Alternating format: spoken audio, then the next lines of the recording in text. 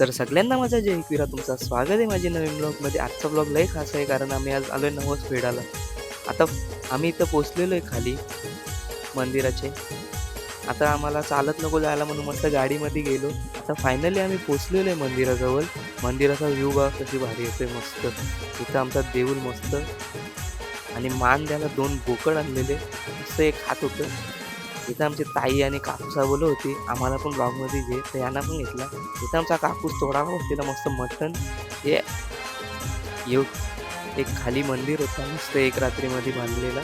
मस्त इथं व्ह्यू येत होता, लय शांती वाटत होती इथं बसून. तर बघता बघता सगळे चालू केलेला हे आमच्या भावाचे.